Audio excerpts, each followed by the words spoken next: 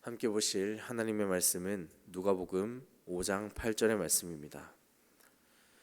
누가복음 5장 8절의 말씀 신약 성경 95면에 있습니다.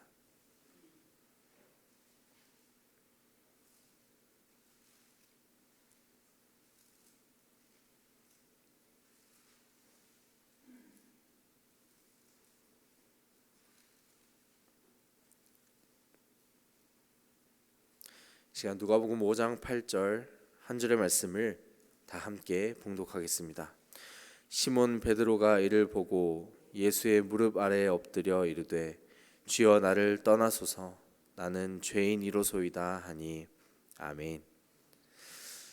우리가 이 땅에 태어나 또한 그리스도인으로 살아내면서 잊지 못하는 경험을 손꼽으라고 한다면 바로 이 회심할 때의 경험을 많이 떠올리실 수 있을 것입니다.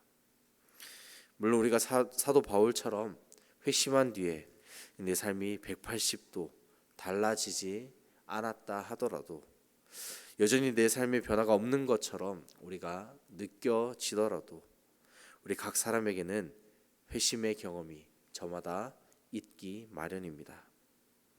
그리고 그 마음의 고백을 통해 내가 체험했던 그 하나님의 은혜를 통해서 매일 성화로의 삶을 우리가 갱신하고 살아낼 수 있는 것입니다. 이 죄인된 나를 자녀 삼으신 그 하나님의 무한하신 은혜를 우리가 생각한다면 우리는 결코 감사하지 않을 수가 없습니다. 그렇게 오늘 말씀은 우리가 잘 아는 것처럼 예수님께서 베드로를 포함한 이 제자들을 부르시는 이야기로 시작됩니다. 게네사렛 호숫가에, 이 갈릴리 호숫가에 하필이면 예수님이 오시던 그때 베드로와 야고보, 요한은 그물을 씻고 있었습니다. 그리고 밤새 물고기 한 마리도 잡지 못한 채 아쉬운 마음으로 그물을 정리하고 있었던 바로 그때 예수님께서는 시몬 베드로의 배에 오르셨습니다. 갈릴리 호숫가에서 예수님과 제자들의 만남이 이루어진 것입니다. 이 사건의 현장 속에서 우리는 신앙생활의 중요한 원리에 대해서 질문을 던져보고 또한 결단의 자리로 나아갈 수 있습니다. 첫 번째로는 바로 말씀에 순종하며 의지하는 원리입니다. 이 베드로는 잘 아시는 것처럼 그 직업이 어부였습니다. 어부로서 잔뼈가 상당히 굵었을 것입니다. 이 게네사렛 호숫가, 바로 이 갈릴리 호숫가에서 그 곳곳을 잘 파악하고 어디가 고기가 잘 잡히는지 어디가 잘 안 잡히는지 날씨에 따라 어떻게 물고기들이 이동하는지 너무나 익숙하게 잘 파악하고 있었을 것입니다. 이 평생을 어부로 이 게네사렛 호숫가에 어부로 살아왔던 그 베드로를 오늘 현대 사회의 모습으로 바라본다면 마치 TV 프로그램에 이 생활의 달인처럼 보였을지도 모릅니다. 그런데 이 원숭이도 나무에서 떨어질 때가 있다고 지난 밤새 헛그물질만 했던 것입니다.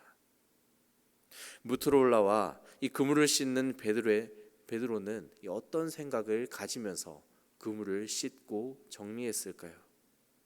오늘은 왜 이렇게 물고기가 잡히지 않았을까? 물론 자주는 아니었겠지만 종종 있었던 이러한 순간들을 되돌아보며 자신에 대한 한계 또한 무기력한 자신을 탓했을지도 모릅니다. 그런데 그 순간 그의 앞에 예수님께서 나타나신 것입니다. 그렇게 예수님이 베드로의 배에 올라 무리를 가르치실 때 그는 옆에 가만히 앉아 예수님의 말씀을 듣는 것 말고는 아무것도 할 수 있는 것이 없었습니다. 어떻게 보면 믿져야 본전이라는 심정으로 예수님의 말씀을 따라 그물을 던졌을 것입니다. 이 단순한 예수님의 가르침과 행위 속에는 베드로의 순종과 믿음이 들어가 있음을 우리는 살펴볼 수 있습니다. 예수님께서 그물을 던지라는 그 말씀에 순종하고 그 말씀에 의지했더니 그물이 찢어질 정도로 많은 물고기가 잡혔고 우리는 그것을 말씀의 능력이라 말할 수 있는 것입니다. 두 번째는 나 자신이 죄인임을 깨닫는 원리입니다. 오늘 함께 읽은 말씀을 보면 이 누가복음에만 등장하는 베드로의 진심 어린 고백이 들어가 있습니다. 주여 나를 떠나소서 나는 죄인이로소이다. 우리가 말씀을 듣고 순종할 때 누릴 수 있는 가장 큰 유익이 있다면 바로 예수님을 만나는 것이 아닐까요? 우리가 말씀 가운데 순종할 때 예수님을 만나게 된다면 우리는 베드로와 같은 고백을 올려드릴 수밖에 없습니다. 가장 먼저 하나님 앞에 회개와 부르짖음으로 나아가는 것입니다. 나의 어리석고 약한 죄를 깨닫고 감히 거룩하신 주님과 함께 있을 수 없음을 우리가 인식하고 깨닫게 되는 순간입니다. 죄인의 심정으로 바라볼 때 우리는 나를 떠나달라는, 내가 죄인이라는 이 베드로의 심경을 조금이나마 이해할 수 있습니다. 또한 우리가 회개할 때 주어지는 것에는 어떠한 것이 있을까요? 바로 하나님이 베풀어 주시는 그 놀라운 용서의 은혜, 긍휼의 은혜, 바로 회복의 은혜를 경험하게 된다는 것입니다. 내가 죄인임을 깨닫는 그 순간부터 우리에게는 다시금 회복의 길이 열리게 된 것입니다. 우리는 그 사실을 결코 잊지 말아야 합니다. 이 마냥 죄인의 자리에 머물러 있는 것이 아니라 용서의 길, 바로 이 회복의 길, 은혜가 넘치는 주님의 길로 나아가야만 한다는 것입니다. 이것이 바로 마지막 세 번째 원리, 주님을 전적으로 따르는 삶, 그 삶을 우리 가운데 실천해내는 것입니다.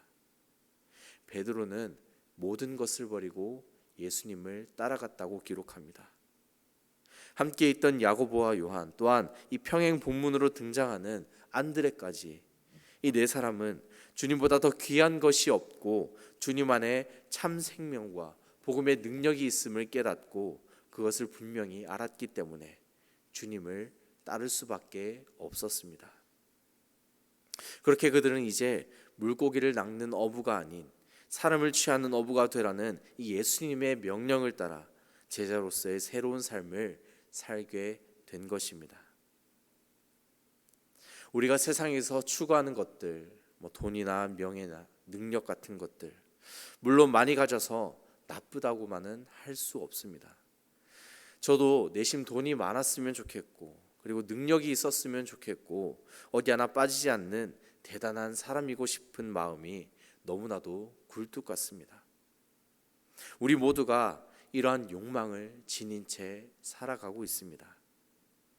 하지만 이마저도 우리의 연약한 육신의 생각 때문이며 죄인된 우리의 현재 모습, 그리고 교만한 모습임을 우리는 이 시간 다시금 깨닫게 됩니다. 그러한 우리가 예수님을 만난다면 그 후의 모든 초점은 바로 주님을 향해 나아갈 수밖에 없습니다. 오늘 말씀에서처럼 예수님을 따르는 제자들이 그러했고, 또한 예수님을 닮아가기로 날마다 항상 다짐하는 우리의 모든 성도의 삶이 그러한 것입니다.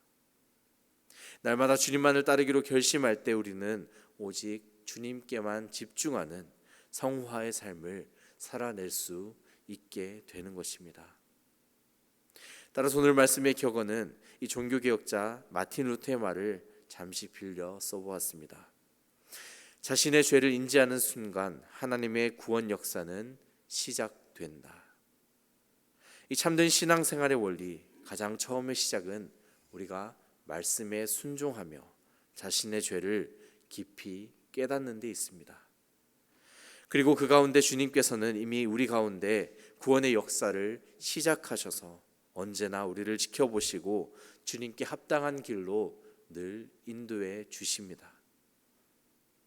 우리 각자 인생 앞에 주어지는 게네사렛 호숫가에서 주님을 온전히 따르고 말씀 속에서 주님을 만남으로 그 뜻에 순복하는 저와 여러분 모든 성도님의 삶이 되시기를 주님의 이름으로 간절히 축원합니다. 기도하겠습니다. 거룩하신 하나님 아버지, 온 전심을 다해 주님 앞에 나아가는 귀한 믿음을 허락해 주셔서 날마다 주님과 교제하는 삶이 되게 하시고 무엇보다 주님의 뜻에 순종함으로 거룩한 삶을 영위해 나가는 모든 복된 주의 자녀가 되도록 인도해 주시옵소서. 우리 각 사람에게 저마다 주어지는 게네사렛 호숫가 앞에서 우리 마음속에 찾아오신 예수님을 영접하게 하시고 늘 우리를 구원의 길로 인도하시며 우리가 순종하기를 바라시는 그 주님의 뜻에 합당한 삶을 살아내도록 늘 주님 앞에 우리의 죄를 자복하고 순복하는 귀한 믿음을 허락하여 주시옵소서. 또한 날마다 기도의 자리를 지켜나가는 주님의 귀한 자녀들을 기억해 주시고 굳게 붙잡아 주실 줄 믿사오며 우리의 삶의 주인 되시는 예수 그리스도의 이름으로 기도드립니다. 아멘.